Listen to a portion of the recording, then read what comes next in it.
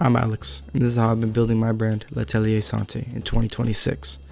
And what I've learned you should actually do if you want to build a brand in 2026. Here's my biggest truth. You have to do. Watching this video, it's a step, but action is what actually moves you forward.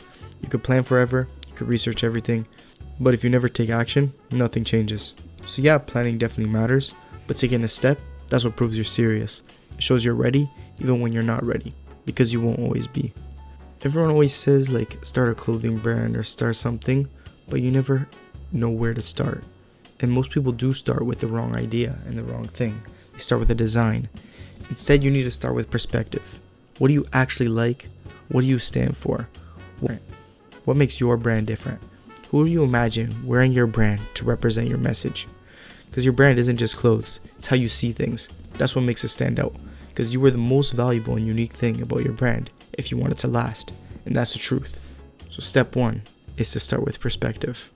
And when you start designing, it's not going to be all good, and that's normal. You'll just have to refine over time because the goal isn't your first piece to be a hit. It's about evolution, staying consistent, and to keep creating. To be honest, I like designing and creating, and this was part of my inspiration to create L'Atelier Santé. But unfortunately, it doesn't matter much at first because the people the design is really for likely won't see it. So step 2 is design. Step 3 is to learn production. This is where a lot of people fail, and this is where things get real. Turning your idea into an actual product. You need to understand fabrics, fits and measurements, manufacturing, tech packs, quality and consistency. Because your first samples probably won't be perfect, because I know mine weren't. This is where you learn the difference between looking good and actually being a good product. And again, this goes back to that action point. If you aren't willing to try again and you stop, it can all end right there over that one setback from your sample being wrong or not what you were envisioning. Step 4 is to understand your business. A lot of people ignore this part and they rush into it. But if you want your brand to last, you need to think like a business. This really means knowing your costs, pricing things properly, allocating your budget, understanding your margins, and understanding the value of your break-even number. This has been valuable to me because once you break even, you can start again and get that next drop, and then break even again. And this will take a while and leave you unprofitable, but it is just the best way to expedite growth. So instead of getting your little LV belt or chain or whatever you may have, just reinvest if you can. Because if you don't, you'll build something that looks good but doesn't survive or understand how to even survive in the long run. Step 5 is to start building attention early.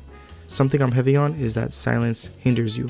If no one sees your brand, it doesn't really exist. So start documenting.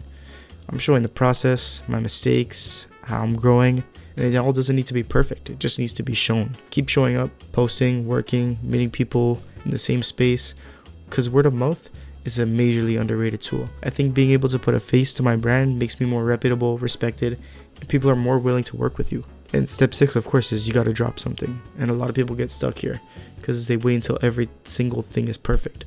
But perfect doesn't really exist in a business world. You need to release something, even if it's small. Because that's how you test, learn, improve. Because momentum matters more than perfection.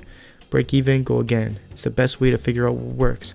Because building a brand, it's not a one-size-fits-all. You got to try and try again. And maybe try again. And probably try again too. Step 7 is you got to iterate and level up. Once you drop, that's when the real work starts. You have to try to improve quality, design, branding, execution. Every drop should be better than the last. That's how you build something real. Showing up, staying consistent, even in the day-to-day upkeep. As you progress, you'll find small things you want to change, do differently, or adjust, such as a website page, a picture, a post quality, it could be anything. And when you look at the broad perspective, you bring it all together. It's not just about making clothes. It's about building a perspective, showing a taste. And it's about executing, creating a business, and gathering attention, all at the same time, step by step.